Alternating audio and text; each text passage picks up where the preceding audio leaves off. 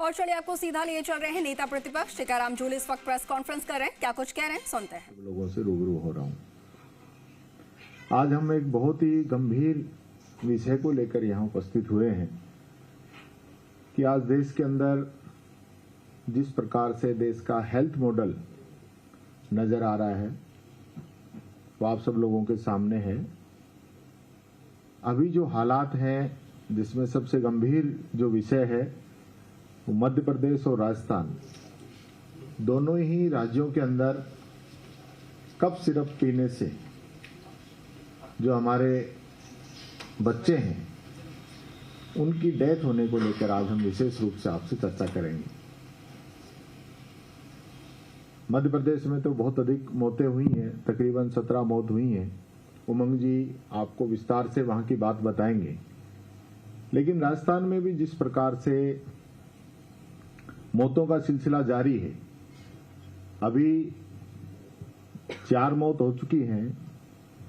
काफी बच्चे गंभीर रूप से बीमार हैं और विशेष रूप से मैं एक घटना का जिक्र करना चाहूंगा कि इन बच्चों में एक बच्चा भरतपुर का भी है जो कि मुख्यमंत्री जी का गृह जिला आता है। और वहां पे भी जब ये बात आई, क्योंकि हमारी सरकार तो मानने को ही राजी नहीं है कि कफ सिरप की वजह से बच्चों की मौत हुई है, तो जो हॉस्पिटल है, हॉस्पिटल के डॉक्टर ने और 2 108 के ड्राइवरों ने ये कहने के लिए कि आप लोग गलत कह रहे हो, हम पी के दिखाते हैं, उन्होंने वो कफ सिरप पी और तीनों लोगों को 8 घंटे के बाद में होश आए। तो इससे आप इसका गंभीरता से अंदाजा लगा सकते हैं। ये जो इस कफ सिरप के अंदर जो मानक है, जिसको मेडिकल की भाषा में डीजी कहा जाता है, इसके प्रदूषण से 19 के अंदर जम्मू कश्मीर में लगभग 12 बच्चों की मौत हुई। 2022 के अंदर गाम्बिया के अंदर जो भारत से कफ सिरप बन के गई थी उसमें लगभग 70 बच्चों की मौत हुई। और इसी प्रकार से अगर हम बात करें उज्बेकिस्तान की, तो वहां पे भी 20 बच्चों की उसके अंदर मौत हुई। इसकी जांच हुई, जांच में इसमें मानक पाया गया, लेकिन भारत सरकार ने ये कहते हुए पल्ला झाड़ लिया कि ये तो एक्सपोर्ट के लिए निर्मित थी, इसलिए इसमें यहां भारत में कोई इसका प्रभाव नहीं है। लेकिन अब भी आप देखेंगे सबसे पहले लक्षण आए मध्य प्रदेश के छिंदवाड़ा में। एक बच्चे की किडनी फेल हुई जिससे उसकी मौत हुई।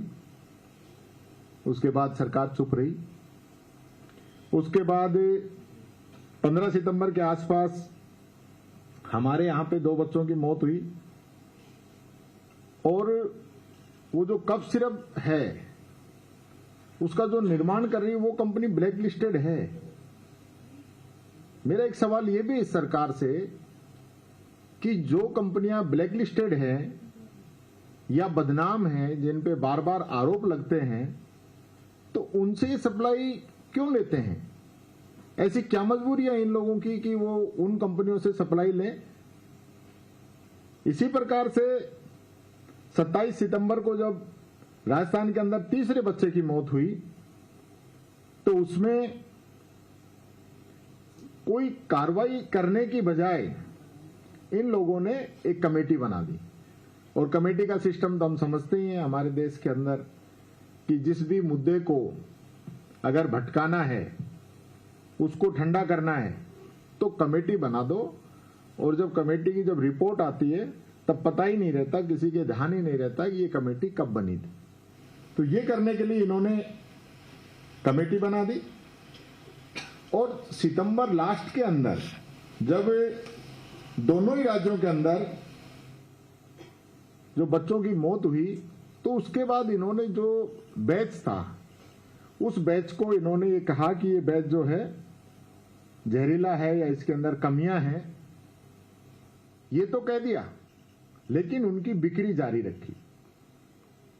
और इसी प्रकार से जब 1 से 4 अक्टूबर के बीच में तमिलनाडु सरकार ने मध्य प्रदेश के अलर्ट मिलने के 24 घंटे के बाद इस पे प्रतिबंध लगा दिया और मध्य प्रदेश ने 9 बच्चों की मौत के बाद इस पे प्रतिबंध लगाया। और राजस्थान के अंदर तो चिकित्सा मंत्री जी से जब पूछा गया कफ सिरप के बारे में तो प्रेस कॉन्फ्रेंस छोड़ के चले गए, उसका जवाब नहीं दिया और ये कहा कि हमने जांच करा ली है, कफ सिरप में किसी भी प्रकार की कोई कमी नहीं है। और हालत ये हुई कि जो मैंने बताया था कि डॉक्टर ने भी जब वो कफ सिरप पी तो उसको भी 8 घंटे के बाद में होश आया। इसी प्रकार जैसे मध्य प्रदेश में लगातार जो मौतों का सिलसिला है वो आज तक भी जारी है, राजस्थान में भी आज तक मौतों का सिलसिला जारी है। लेकिन इस सिरप के अंदर जो डीईजी की मौजूदगी है उससे सरकार पलट जाती है कि ये इसके अंदर नहीं है। विशेष रूप से अगर मैं बात करूं, क्योंकि दोनों ही राज्यों के अंदर ये जो दवाइयां थी ये जहरीली थी, जांच करने में इनके अंदर इन लोगों के द्वारा देरी की गई और जो इनकी खरीद है वो खरीद ऐसे लग रहा है कि जैसे बहुत बड़ा इसके अंदर स्कैंडल हो, बहुत बड़ा भ्रष्टाचार इसके अंदर नजर आ रहा है कि बच्चों की जान का सौदा किसी न किसी रूप में ये लोग करने का प्रयास कर रहे हैं। इनके कोई फर्क नहीं पड़ता, बच्चा मरता है, नौजवान मरता है, बुजुर्ग मरता है। इनका भ्रष्टाचार जो है इसके अंदर भारी भ्रष्टाचार है, ये बात मैं कहना चाहूंगा। इसके साथ ही चूंकि जब कफ सिरप से बच्चों की मौत हो रही है, अभी तक राजस्थान सरकार ने नीचे लेवल तक कोई ऑर्डर जारी नहीं किया है कि इस कफ सिरप को रोक दिया जाए। वैसे ही जवानी जमा खर्च चल रहा है। दूसरा, किसी भी प्रकार का सर्वे नहीं किया गया है कि कफ सिरप, क्योंकि राजस्थान का जो मॉडल है उसके अंदर सारे पेशेंट और सारी दवाइयां ऑनलाइन है, ये चेक कर सकते हैं कि ये कफ सिरप हमने किस किस दिन किन किन लोगों को दी है। वहां पे डॉक्टर्स की टीम जाके उन कफ सिरप को वापस भी लेके आ सकती है, उन लोगों को घर घर जाके सर्वे भी ये लोग कर सकते हैं, लेकिन उस ओर भी सरकार का कोई ध्यान नहीं है।